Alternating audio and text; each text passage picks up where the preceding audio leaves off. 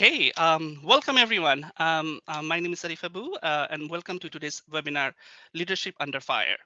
The event is hosted by the Critical Internationalization Studies Network. As many of you know, the Critical Internationalization Studies Network brings together scholars, practitioners, educators, students, and community organizations interested in reimagining dominant patterns of relationship, representation, and resource distribution in the internationalization of education. Beyond fostering engagement between diverse critical perspectives, we seek to facilitate collaboration, the sharing of information about events and opportunities, and the exchange of knowledge and pedagogical resources. While the emphasis of the network is on higher education context, there are many resonances with K-12 and informal education contexts as well. I'm very grateful to our co-convener, Dr. Santiago Castillo Aguatres, for their leadership, scholarship, encouragement in making this event happen, and many other things that CISN does. So thank you. Again, my name is Abu Arif. I'm a racialized settler in St. John's, Ontario, St. John's, Newfoundland. I'm a doctoral student at Memorial University of Newfoundland, and I'm your host today. Before we start today, I would like to offer land acknowledgement.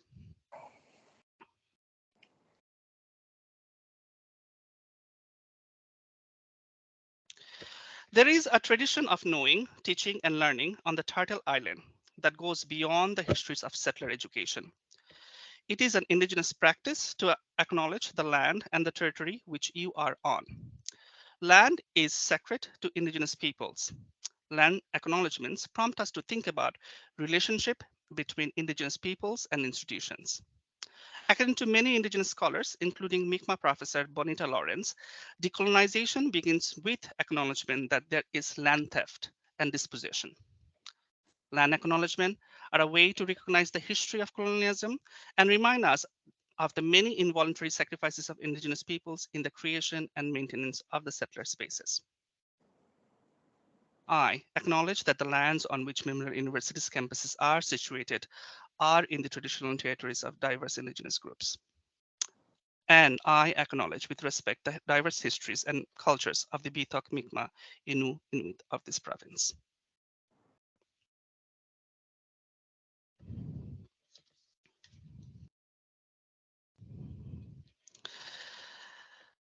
The internationalization of higher education is a complex and multi-layered field of practice, research, and scholarship.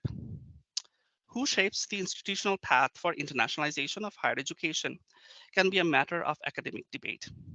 The administrative leads of internationalization endeavors are under fire from all forms of thinkers in the academy. According to Dr. Sonia Knutson, the inherent tension in attracting international students for economic reasons, together with the transformative discourse of internationalization, is a challenge of senior internationalization officers working in Canadian universities. In this virtual interview series, CISN will bring current and past leaders of IHE to shed light on their experiences, good, bad, and somewhere in between. In our inaugural episode, I'm interviewing Dr. William Radford, Dr. Clayton Smith, and Ms. Kate Jennings. A little about our interviews today. Firstly, I'll start with Dr. Radford. In his own words, he's a curious human, nomad with myriad interest and large grab a bag of collected information, but limited knowledge. According to his LinkedIn, though, Dr. Radford is education professional with global experience in all education sectors. A certified high school teacher, literacy instructor, adult educator, Dr. Radford holds a transdisciplinary PhD in internationalization of higher education, currently volunteering for CISO and Catalyst Day in St. Lucia, Guyana, and Ghana.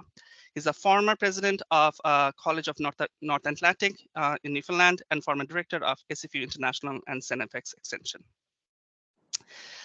Next, we have Kate Jennings, founder and principal at Jennings International Education Leadership and Training. Kate has worked in internationalization of higher education over the past 25 years, including leadership roles at 5 institutions in 3 provinces in Canada.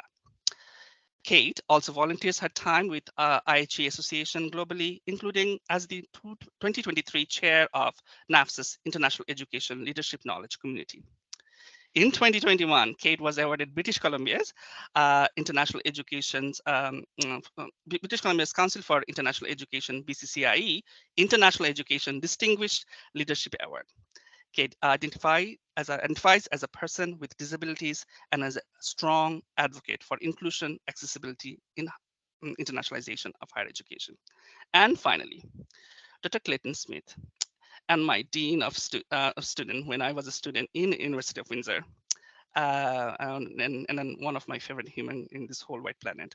Dr. Clayton Smith is a professor at the University of Windsor in the Faculty of Education. Dr. Smith's research interests include strategic enrollment management, internationalization of higher education, promising practices for teaching international students, and student success of special student population. He spent 35 years engaged in higher education administration at 4 post-secondary institutions in Canada and the USA. Over the course of his career, Smith has amassed significant knowledge and expertise in the areas of enrollment management, internationalization of higher education, and student success. Without further delay, let's hear from our interviewees. So, now, my first question is actually for all of you, but I would like to go in reverse alphabetic order and start with William, the troublemaker. So please share with us your story of becoming a leader in the field of international education in Canada. William, floor is yours. I think we have 3 minutes each, correct, Arif? So cut me off if I'm going over, if you don't mind. So how did I become a leader? Well, first of all, my first single word response is by accident. But secondly, I never considered myself a leader. So can I stop there? No? Okay. Essentially, I got into the field because I needed a job. My wife was having our second child. We were living in a log house on the Bruce Peninsula with no running water, and neither of us had any work. So I applied for a job at CBIE, and they interviewed me, and they said, yeah, we like you, but your French is awful. And French was a requirement of the job at CBIE. And so I was traveling somewhere. The only French thing I could find in the airport in Toronto was a Montreal Canadiens magazine. So I read this from cover to cover. Then Lorraine Belil, who is probably responsible for me getting international education, she went on to become a CISR person and head of the Madagascar desk. She interviewed me and she said, well, it's still pretty bad, but not as bad as it was. We'll hire you. So that's how it all began. At CBIE, I ran conferences, but I was a sort of pinch hitter for anything that seemed to go crazy when I was there. So I ran the Tiananmen help desks across the country. And I also looked after the Libyan desk in certain instances when certain things happened, and there's no time to go into that right now. After that, I went to McMaster to run CISR projects, and then I moved to Nova Scotia Agricultural College, now Dal's Faculty of Agriculture, and did the same thing. Along the way, I did my master's in adult education at St. FX. My special topic was women's entrepreneurship in Northern Ghana. I happened to be running a project in Northern Ghana, and so that provided the topic for my thesis, which was around women's entrepreneurship and the role of the body shop actually with women in Northern Ghana. And we can talk about that if you wish, but it's quite a long time ago. Anita Roddick, the woman who ran the body shop, has passed, but she's a seminal individual. After that, I moved to Ryerson as head of international, but I didn't like the way I was treated. And we can get into that if you like. And so I went back to Nova Scotia. A few twists and turns.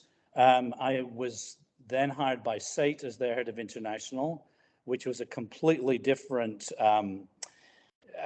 set of, it was a completely different portfolio than I'd been used to. We were selling basically curriculum internationally. So I was in places like Sakhalin Island, South Africa, you name it, selling curricula. We were doing, when I was there, about 60 million profit from international curriculum sales. I'll skip a bit. Then I eventually ended up at SFU, and where I did my PhD, which was wonderful. I'm not quite sure why I did it, other than to prove to myself that I could. The trouble with doing a PhD is if you ask questions, as I do in my PhD, I was so appalled by what I considered the hypocrisy of internationalization in universities that the end of my PhD, and Kate knows this because she was around, was that I sort of quit universities in a fit of pique, and it was quite diva-ish of me looking back, and went to work for the community college sector, which is where I stayed. And then I went to the Middle East to work as an advisor on technical and vocational education in the Middle East, and then continued in the sort of community college context, and basically left internationalization altogether, or tried to. I mean, as you can, the fact that I'm here tells you it's a bit like the Hotel California, you can never leave. And so here I am. But my leadership in internationalization, it was basically whatever was thrown at me. I never considered it a field. I considered it a series of sort of opportunist adventures. And that isn't to deride those of you, including my partner, who are serious practitioners of internationalization. I never consider myself as such, and I admire those who are. For whatever reason, perhaps it's my nature, I was never able to commit to it, but some people say that commitment's an issue for me anyway. I'll stop there. Thank you, William. Kate. It's a bit of a hard act to follow. Thank you, William. So I'm joining the panel today from the traditional, ancestral, and unceded territory of the Musqueam, Squamish, and Tsleil-Waututh peoples, where I am an uninvited settler currently at my home in Vancouver. My IE leadership journey began when I was admitted to Trent University as an undergraduate student, coming from a relatively small town at the time, just outside of Toronto. And part of my welcome package was an invitation to join the International Student Orientation at the time. And I've just heard, I think that they're shifting this model, which breaks my heart a bit because I've always thought it was one of the best orientation models. They at the time had a weekend camp where international students were brought together over a weekend. And on the Sunday, domestic students, Canadian students, were invited to join. And so before even getting to the university, I met my group of friends who were from all over the world, literally, and also Canadians who were interested in that group of friends. And we arrived at Trent knowing each other already and waiting in lineups for residence with people that we just spent, well, in my case, Sunday with, but for the rest of them, the whole weekend together. And so it really informed who I was engaged with. My undergrad studies started off in politics and languages, and I thought I would go down the diplomatic path. And then I had a called at the time Native Politics course, but First Nations Politics course with one of my original mentors, Peter Kolczewski. And it opened my eyes, and I shifted majors into First Nations, now called, but then Native Studies and Politics, and thought I would go down the path of working with First Nations communities until I woke up a little bit and realized actually I wanted to work with the dominant cultures and break down some of the barriers and stereotypes and get more into intercultural training and learning, which eventually led to a role at UVic, which was my first role in international education. And then over the years, as Arif shared in my bio, I've moved every 3 to 6 years. So I also have a bit of an issue with the commitment, but it's more because I get fascinated and I want to go work somewhere else and learn how they do things. But really for me, I think the leadership title, and I still grapple with this because I know I am a leader in the field and I feel I'm a leader in the field, but I don't know that I intentionally ever went down the path of it. But since my first job, I've also volunteered in the sector, whether it's with CBIE or with BCCIE or now NAFSA. And those volunteer opportunities have really opened my eyes to all sorts of other aspects of the field and really afforded me an opportunity to to lean into being an advocate in the field. And that's, I think, where I see my leadership strength, is this advocacy role in pushing some conversations, sometimes not so diplomatically, hopefully often diplomatically. Yeah, so that's a bit about my path to getting into the field of international education and then eventually into leadership roles. Thanks, Arif. Thank you, Kate. Now, Dr. Smith. Thanks for the pleasure, Arif. This is going to be fun. So who am I? Clayton Smith. I am a professor at the University of Windsor, where amongst other things, I teach lots of international students. But my pathway has been much like my colleagues, has been a meandering one. I American by birth, Canadian by choice. And I've been here at the University of Windsor for about half my career now. So I guess maybe I can stay put. But along the way, here's the story. So I first got interested in this field when I was on an exchange in Montreal as a kid from Maine. And I was staying with a Francophone family, and I started to learn about the different ways in which people thought about things. As growing up a white privileged American, it never occurred to me that we didn't all kind of think the same way.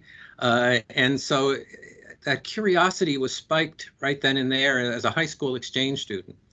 It later continued when I was at a private university in the US called Drew University that had a UN semester program, which allowed me to spend half my year at the United Nations. And I worked on a sort of a co-op, if you will, with the Transnational Corporate Center there, and did a study on the ethics of the Transnational Code of Conduct that was coming into being at that time. You can tell how long I've been doing this stuff now. And then along the way, after three institutions in the US, came here to Canada, here at the University of Windsor, where we grew the international students from a dismal 200 or so to now nearly 5,000. And along the way, struggled with the whole issue of the balance between the business side of the discussion, that is, let's get more enrollment students in international students here because they pay 3 times the tuition rate of our domestic students, and they make it possible to pay for professor salaries like mine, to the point that a lot of us talk about, but I'm not sure we execute well, and that is the idea of internationalization for the purpose of achieving global diversity, both in the global north and the global south and all in between. And so my 37 years now in higher education has been focused in both of those areas. So as Arif will tell you, I was Dean of Students here for a dozen years, or what they call Vice Provost students, official language. But along the way, I've worked with international students and internationalization throughout my career. And it's been an absolute pleasure for me to have done that. It is the thing that drives me. And most recently, I've engaged in doing research on the best practices for teaching culturally and linguistically diverse international students. Could talk at great length with you about that. For me, it's gone full circle, from being a career administrator to now being a full professor, and loving every day of it as I work with my students here at the University of Windsor. So that's me. Thank you, Dr. Smith. I still remember meeting Dr. Smith when in the first time in internationalization office, which was in Cody Hall, which is no longer there. And he was trying to engage with international students about what are the challenges they are facing and what are the things they think that Windsor is doing well. And I remember, just monopolizing that conversation and just destroying the university, saying that, the things that are not going well with the institution. I must say Dr. Clayton Smith has been in every turn I had to take, has been and never failed to show up for me. But we will talk about how he did institutionally much later in this interview. With that.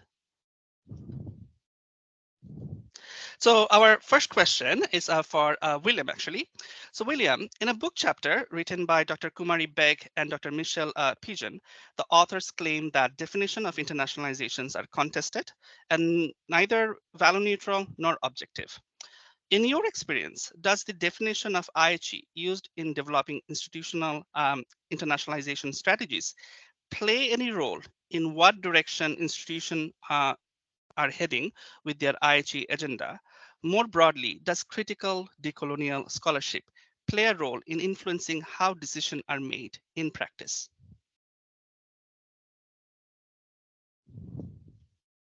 William, you're muted.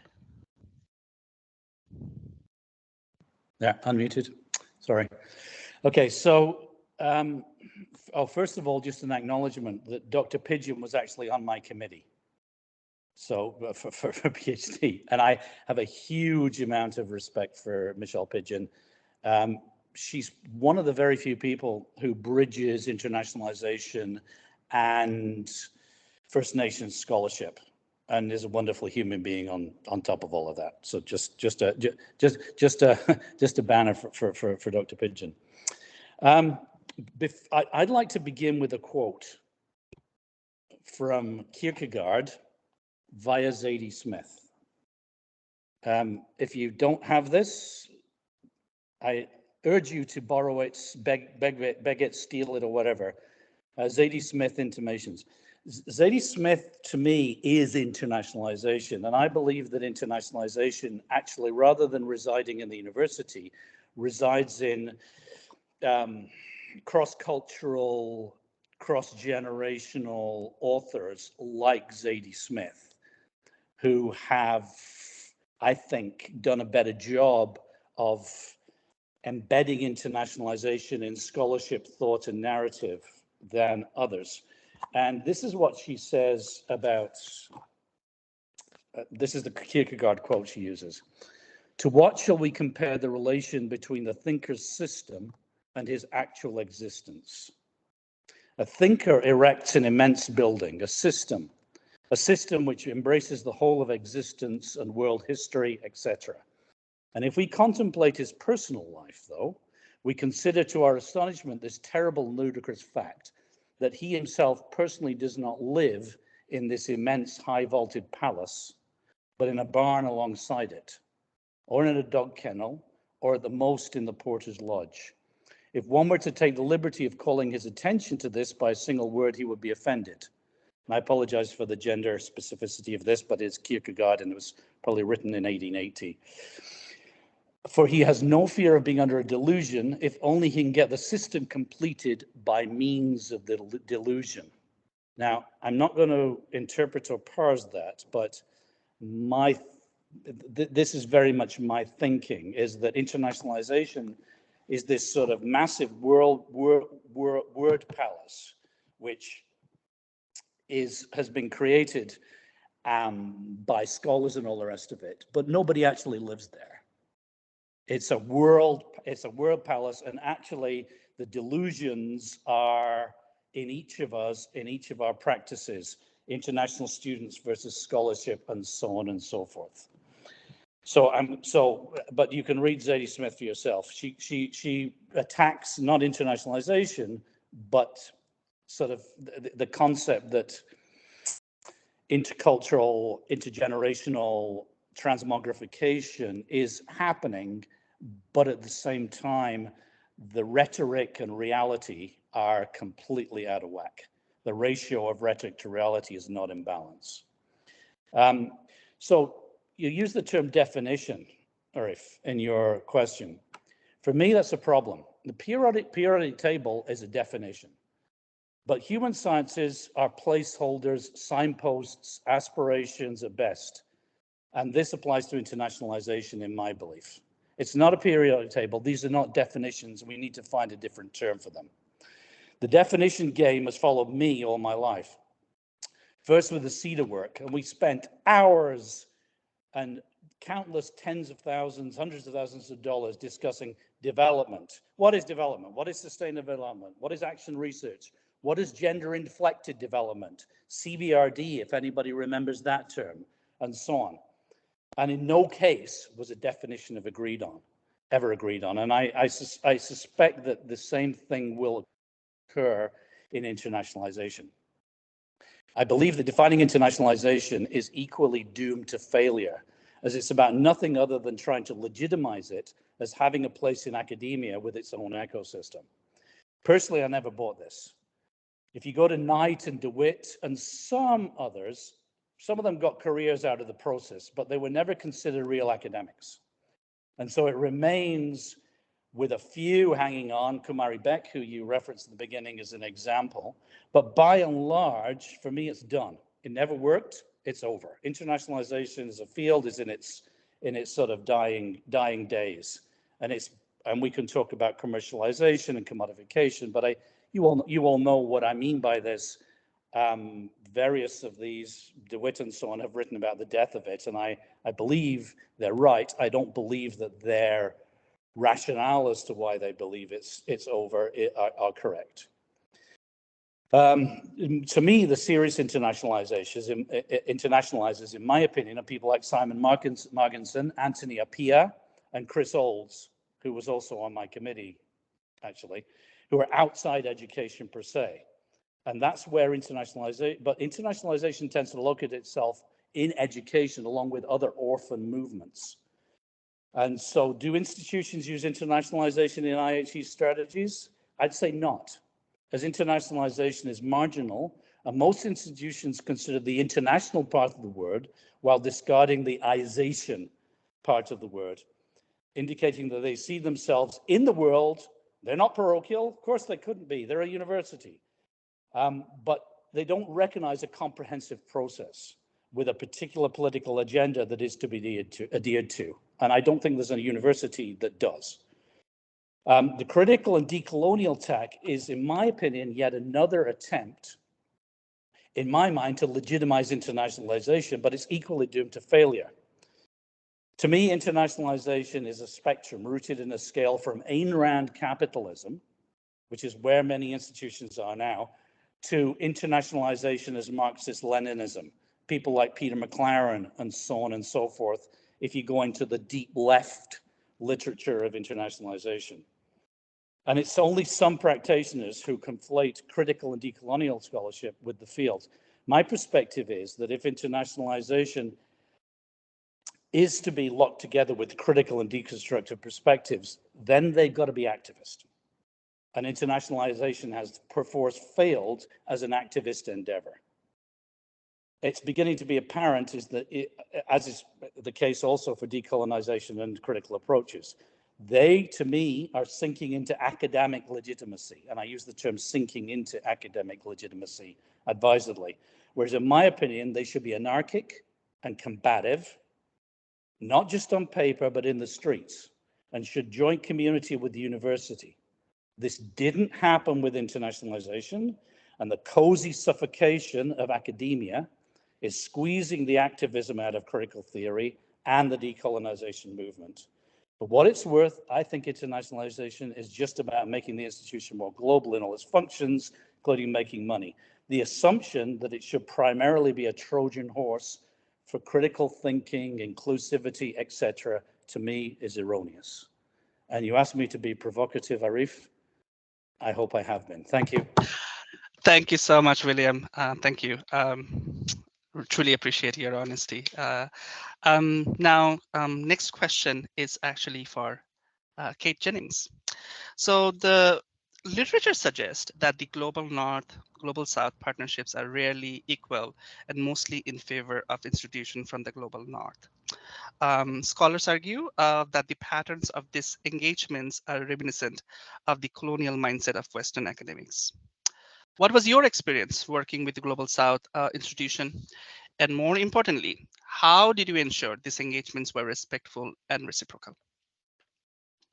Yeah, thank you so much, Arif. And thank you, Bill. You've just blown my mind a little bit in how I was conceptualizing what I was talking about, but I think I'm in almost full agreement with things. In my experience, again, both working at institutions and also in hearing from colleagues through my volunteer roles, in IE associations. So much of our partnership work has focused on partnering with like institutions, with those that play well in the sandbox with us, based on evaluation and assessment criteria that have been created almost exclusively by the Global North.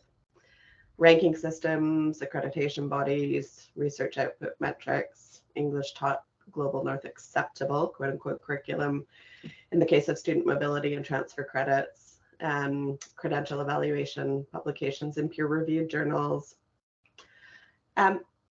etc. I mean, all of these have been priorities for most institutions in the Global North in their partnership work. And dare I say also in some in the Global South who are trying to play the game of all of this stuff. And this is often, if not always, left out of consideration many global partners, either in part or in their entirety. And really that true reciprocity piece, where Global South partnerships have been a priority in my experience, institutions were, and indeed many still are, approaching these partnerships in quite colonial and or Global North benefiting models. What can we get out of the partnership with the Global South versus how do we engage fully reciprocally? That said, some institutions have been attempting to shift that focus away from Global North paradigms and truly co-create partnerships in ways that are respectful and closer to fully reciprocal and mutually beneficial. Many of you, I'm sure, are familiar with Dr. Samia Chassi out of South Africa, and she suggests that we look at positionality, criticality, and humanity in partnership assessment. And I would add, indeed, in partnership development. We should ask ourselves who assesses the partnerships and for what purpose and with which biases. We should critique our processes and who is involved, and more importantly, who are not involved, which tools are being used and why, what data is being generated and analyzed and to what end. And my experience is, and strong belief, is to create truly respectful and reciprocal partnerships. We must focus on deep engagement with our partners in all aspects of the partnership in truly inclusive, collaborative, and transparent ways throughout the life cycle of the partnership. Institutions struggle with this because a lot of it is, what is this partnership going to get for us? Back to William's point about that transactional capitalist approach to a lot of the work we do in it. A small example, though, with respect to considering one aspect of partnership development, and there's so many aspects we could consider, might be looking at inequitable financial resources, for instance. Might include a look at student mobility, where the Global North partner holds the equivalent of outbound student mobility tuition and housing fees in trust to support the Global South partner students who may not have the financial means to travel, or indeed look at models where the Global North partner sends students but receives faculty or staff depending on the priority of the partners. This model was one already in place and supported at SFU when I was there prior to William coming on board. It was there for many, many years, and it was seen by many of our Global South partners as more equitable, closer to more equitable and more innovative, and in fact was one that they shared with other Global North institutions. There are, of course, many more models out there and many more aspects of partnership that we would have to consider, but to keep it succinct and short, that's one example. Unfortunately, when I've shared that SFU model with other institutions, the suggestion of holding funds in trust or this financial consideration was not considered, wasn't even looked at. And I think in large part it comes back to William's point about this focus on the capitalist side of revenue generation. We don't have enough time today to talk about all the reasons that we've been placed in this position, particularly in Canada, but lots of parts of the world where funding just isn't there for institutions to do the work that they need to do. And so there's been an over-dependence on equating internationalization or even global engagement, international education for sure, with international enrollment. It isn't the broader concept of internationalization, even if we were to say we want to look at the definition in some way or another. So yeah, I think I'll leave it there, Arif, but those are my initial thoughts about the partnership piece. I think we have long ways to go. And I also think that we're starting to see some shifts, which I'll get to a little bit later in one of our follow-up questions. Thank you, Kate. Now, Dr. Smith, it's you. So in 2014, as you know, the Association of Canadian Deans of Education adopted the Accord on Internationalization, which among many things has called to promote inclusive experiences of mobility based on sustainability. Now, you were in charge of both international students recruitment and retention in an institution that claims, and you also said that in the beginning of your introduction, to be the pioneering in the innovation of international student recruitment. In your experience, how challenging it was to make the decision on resource allocation when it was about financing international student recruitment activities vis-a-vis international student retention support, programming, and services. How did you ensure financial, relational, and conceptual sustainability for internationalization activities? You saved the easy question for me, didn't you? Well, yes, it's been my privilege to oversee both aspects of the international student experience. I certainly had the pleasure of looking out after certain growth of student recruitment here, certainly, but I've also had an opportunity to see us improve the student experience. So we've done both of those things here, and I think if I could say, it hasn't been an easy road, but it is one we're quite proud of. But let me say further, I can remember a conversation I had with a former president, one who came after your time, and we were at a football game together, as deans of students and presidents sometimes do, go to football games together. Football meaning Canadian kind of throw the ball, football, tackle people, that sort of thing. And we were sitting there, and there were a number of international students near us, and he leaned over and asked me, he said, "Do you think we're doing enough? Do you think we're doing enough to support international students?" And I looked at him and I said, I thought to myself, I guess this is one of those moments. And I said, no, I think that there's a whole lot more we could do. And from that point on, we committed ourselves to building all sorts of things. We built an international student center, actually enlarged the international student from what your memory is. Brand new kind of wonderful space that we developed.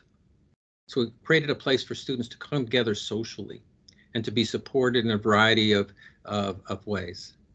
We built a multi-faith space so students could come together both with domestic as well as international learners to celebrate their own faiths. We expanded our exchange programs so that they were not only with the global north, but some global south, although I think there's a great deal more growth that's necessary there. We expanded our English language improvement program through our English Language Development Center substantially. It was a very minimal kind of an operation when you were around, and today it is, I can't remember how many levels that we teach these days, but so many of our students go through that, and they have great success here at the university as a result of that. So I would say that that conversation led to a lot of this activity. So in retrospect, what does it do? I mean, I guess along the way, I did a full year study with a graduate student here in the Faculty of Education, and we studied. We asked international students, we asked those that supported them in the departments, we asked those who taught them in the faculties as to what were the barriers to international student retention on our campus. And they identified roughly 4 things. The first one was language, and thus the English Language Center we expanded. The second one was culture, and finding ways to make people feel a sense of belonging when they come to campus through a social acceptance. And that's something we did a lot on, but we could do much more. The third one is the one that kind of is in my radar scheme at the moment. It's racism and discrimination. What we found is the microaggressions that were going on across the campus, and sometimes major aggressions that were going on across the campus, were real. And so done some research lately, and we are beginning to identify what can be done and should be done in that area. And then lastly, there was just a bunch of little stuff. And to be honest with you, that's where we spent most of our time. on the little stuff. And we fixed a lot of that sort of stuff. But to go back to your kind of initial thought, and that is that we brought in a lot of international students here, and we currently have 23% of our total enrollment is international here, pretty substantial. But, you know, it was not really much of a choice. Here in Ontario, particularly here in Windsor, where we're about 10 universities from Toronto, there's lots of competition out there, and the demographics are not growing. In fact, they're flattening out in the traditional Canadian population. Only amongst immigrants, Indigenous students, are we seeing growth. And so for us, being at the sort of, one might say, the beginning of the 401 or the end of the 401, whichever you wish to phrase it, I look out my window and I'm looking at the Ambassador Bridge going across to the US here, which is a long, long way from downtown Toronto. It was a better choice from an enrollment perspective for us to look elsewhere. And so when we looked to international student enrollment, I have to say that it probably wasn't internationalization driving us. It was sheer bums and seats that was driving us. Along the way, and if you would know this, Windsor changed. And I would describe this campus as internationalization's in the DNA in this place now. Is just not possible to separate it. And so we don't think like, how many international learners do I have, or how many of this do I have? We don't think that way anymore. And I think that's been really important. But along the way, I think probably the thing that we would have done differently is that we would have engaged faculty more.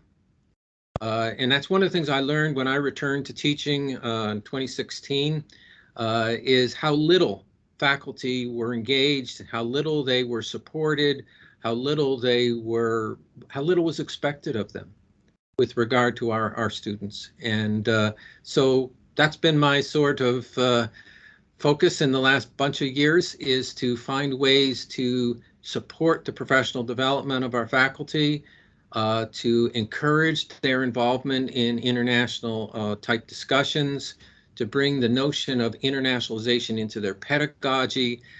We're making some ground there, but again, lots of places to go. But no, it's a hard decision. This business of the business model of enrollment management versus the more humanities and more personness focus of internationalization. I think the future is a balance. I don't think it's a choice between one or the other. And if we can commit to both, I think we will achieve the things that we hope to achieve. I'll stop there. Thank you, Dr. Smith. So now we are almost to our closing question. We have 15 minutes left, and I would really like to take questions from the audience. So you have to be very quick in your response. So you have two options. You just answer one because of the time limit. So if we are given the chance to do it all again, is there anything you will do differently, and why?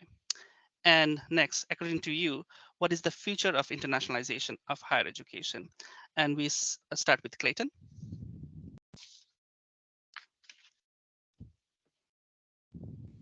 I'm going to take the second question, and because I kind of answered the first one. The second one for me is that internationalization is here to stay. It's not going away. It's not something we can opt out of. It's here to stay. And for many institutions, it's become part of our DNA, as I was saying here. But for others, it's a business model. And I think that we have got to accept, yes, education, labor, immigration are aligned here in Canada for sure, but we have got to pay more attention to what our students think. I spent, as you know, a bunch of years as a dean of students here, and I did my part to bring their views to attention and to see if we can make a difference. And that's one of the things that I've learned in my recent research with regard to teaching international learners, is that we have got to pay attention to what they think, what they say, what they feel, what they empathize with, and their sense of belonging. And so if I were to do it again and do it differently, I would bring student views more into the discussion early on and often. Thank you, Clayton. Kate. Thanks, Arif, and I probably will focus on the second one because the first one, there's so much I would do differently. Hindsight is always one of those things that if we knew then or knew how to approach things then, or the politics of institutions, there's a lot I would do differently. Thankfully, I do think we're starting to see IE leadership, particularly from the global south and allies in the global north, who are focused on interrupting such systemic issues in our sector of the over-reliance on international student tuition and equating the work that we do as broader than international enrollment, which is what most folks talk about, particularly outside of universities, I would say, college sector, because they're forced to. The focus on enrollment and the tuition revenue is a reality for most institutions. I think where, for me, I'm starting to see some really interesting conversations happening and where I do see some positive opportunities is, as James Kennedy highlighted in an EAIE article under the same name, there's a fine line between internationalization and recolonization. I do believe that those who do not get on board with deconstructing their partnership models and other internationalization priorities to truly address larger ethical and decolonial considerations will be left behind. This goes for individual institutions as well as IE associations and government bodies. You may be familiar that here in BC, we have a current directive from the government to do international strategic planning for the institutions. It really is international enrollment planning. And so even that language within the government, I think we need to have some big conversations about what do we mean and be honest and transparent about it. The shift will take years, but I remain hopeful that we are at the start of a major shift. And to that end, I also, for those that may be familiar, at NAFSA this year, we did a symposium on leadership focused on decolonization, internationalization, and indigenization. And one of the pieces that came up was the recent definition. I do think definitions are important in some ways because we need to know what we're talking about and ensure we're all on the same page when we're talking about things. And Dr. Tassi with Haleti have come up with a new definition for internationalization, which I'll post in the chat, a link for it. And I do think it's pushing conversations in different ways than we've seen. I also think some of the realities in the US right now with politics and systemic issues around racism and discrimination are also pushing our sector in ways that we haven't seen for a really long time. And so I am hopeful that I think there's some really big systemic changes coming, already underway. And I do think that there's opportunity for us to do things better, more ethically, lean into our advocacy roles as international education leaders. Thank you, Kate. With your hope, we go to William. William, what do you got to say? Okay, so first off, what would I do differently? Well, you can't revisit the past. I wish that I had been far better educated at the beginning of it all. I wish I had much broader and deeper knowledge of not education, not internationalization, but global politics, global history, global culture. Mine was an inch deep and a mile wide, and it wasn't good enough. So I wish that were different. The future, wow, and that's a big question. I mean, I think that I don't think that we can put the capitalism genie back in the box. I mean, I think Clayton's right. It's going to be a balance. I think we'll see international students as consumers, though, becoming much more advocates as consumers. What value are we getting for this? What is the value proposition that you're offering me? And the fearful international student who just wants to stay under the radar, just like you were, Arif, right?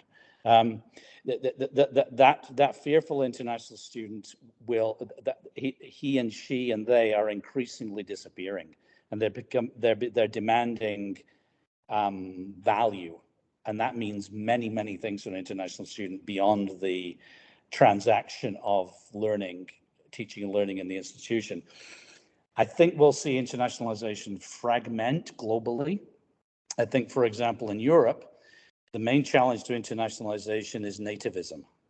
So the nativist movements in Italy, in Hungary, now in Spain, creeping in France, Poland, the UK, those nativist politics are going to be enormous challenges to internationalization efforts and institutions.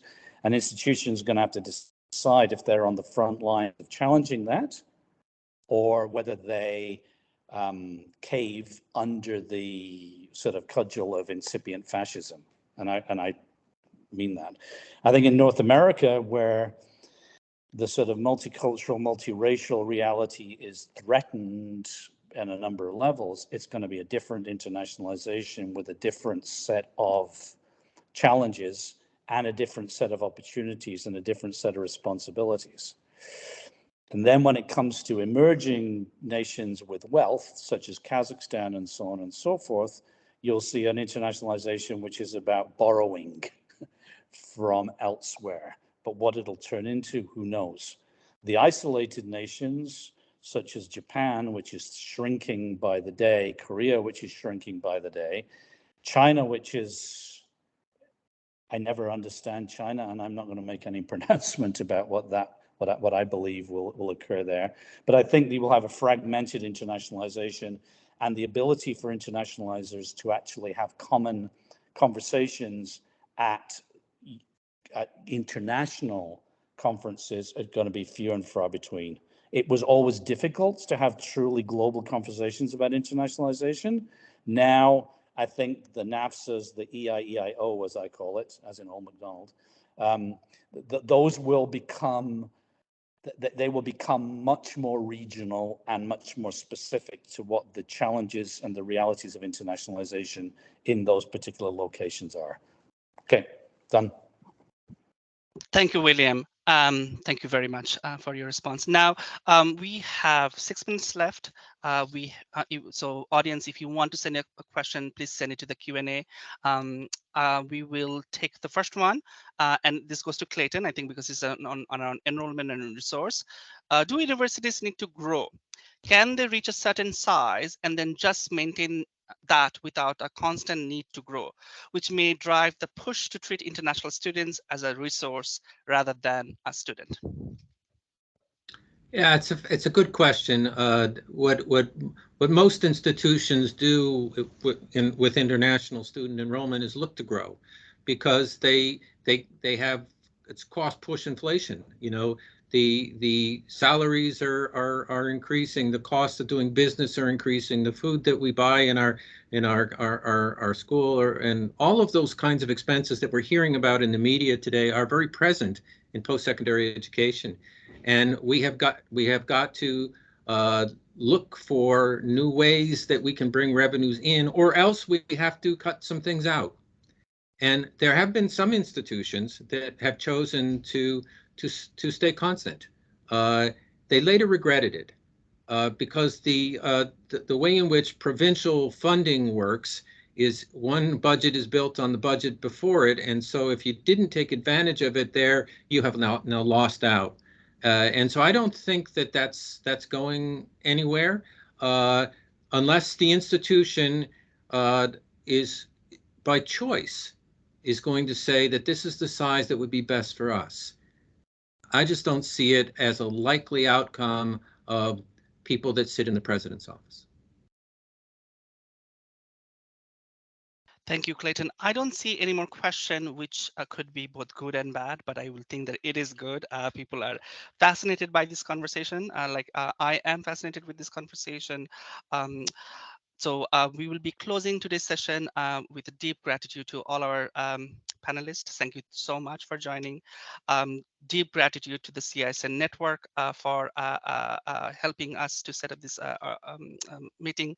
And I can see Santiago's face. Always bring joy in my work. So thank you, all of you. I also want to tell you that, I am going to write my comprehensive in September. So send me good wishes and vibes. And we hope to come back with the Leadership Under Fire in late fall, because I'll be writing the exam in September. Don't think my dean is also here, Dr. Ronna Joy, who will be happy to see me doing anything else other than studying. And finally, if you have anybody in your mind that you would want us to interview and bring into this conversation, Leadership Under Fire, please do so. Big hug from St. John's, Newfoundland, and thank you so much for joining us.